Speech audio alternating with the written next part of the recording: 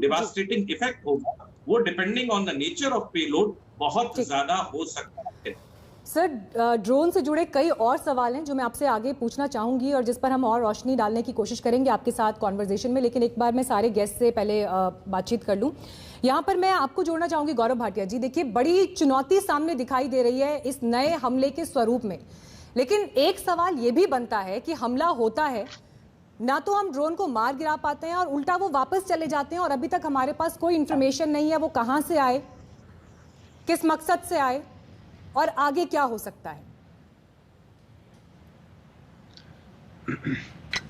मीनाक्षी, देखिए, सबसे पहले तो मैं ये कहूंगा कि जम्मू एंड कश्मीर में जिस तरह से विकास बढ़ा है और पाकिस्तान पूरी तरह से असफल हुआ है अंतर्राष्ट्रीय मंच पे भी, तो बौखलाहट बहुत बड़ी हुई है।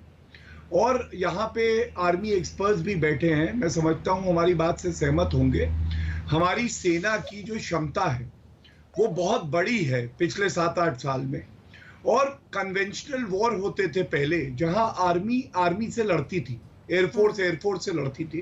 पाकिस्तान ये जान गया है कि कन्वेंशनल वॉर में वो हमसे नहीं जीत सकता है और इसीलिए उन्होंने एक लड़ाई की शुरुआत करी कि भारत को इतनी जगह जख्म दो, वॉर ऑफ 1000 कट्स, की खून बहे और भारत हारे। लेकिन आतंकवाद पे भी बड़ी तरीके से एक रोक लगी है, खासकर अनुच्छेद 370 के संशोधित होने के बाद एक ऑपरेशन ऑल आउट चल रहा है, आतंकवादी ढेर किए जा रहे हैं। तो अब उनके पास एक नई टेक्नोलॉजी ड्रोन की आई जिसका इस्तेमाल वो हमारे खिलाफ कर रहे हैं। ये बात सच है कि अगर कोई भी ड्रोन हमारे क्षेत्र में आता है तो ये उल्लंघन है इंटरनेशनल जो करार होते हैं, हमारी जो इंटेग्रिटी है पॉलिटिकल, उसका भी।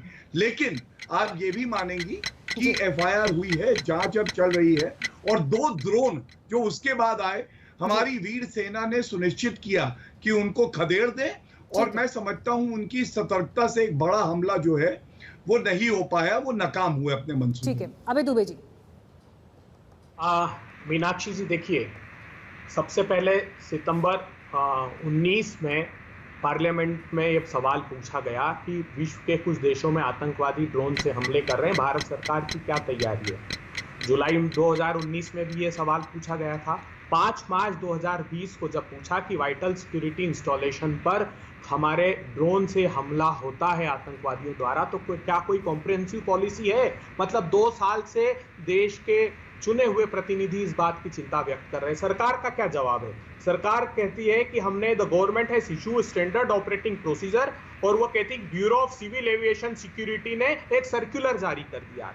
जबकि 2020 में डीजीपी जम्मू कश्मीर ने एक प्रेस कॉन्फ्रेंस ली और उन्होंने कहा कि राजौरी सेक्टर में LOC के हमारे हिस्से में ड्रोन से बड़ी मात्रा में कैश, जो कि भारतीय मुद्रा है, ड्रग्स और वेपन आतंकवादियों के लिए गिराए जा रहे हैं, क्योंकि एक कंसाइनमेंट पकड़ा था।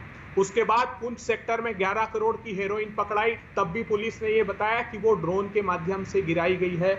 उसके बाद 23-24 सितंबर 2020 को जो राइफल्स पकड़ाई है वहां आतंकवादियों के पास, वो जो PLA राइफल यूज करता है T-97, वो राइफल्स पकड़ाए। और हेक्सोकॉप्टर, वो राइफल्स CACP जो POK का भारत का हिस्सा है, जो कश्मीर के पास है, वहां पर जो इकोनॉमिक कॉरिडोर चाइना बना रहा है, उसको सिक्योर करने के लिए चाइना ने दी हुई है। तो पुख्ता प्रमाण होने के बावजूद भारत की सरकार सोई हुई है, ये दुर्भाग्यपूर्ण है। ड्रोन डिटेक्शन न्यूट्रलाइजेशन कोई सिस्टम है क्या भारत की सरकार के पास? मैं ये पूछ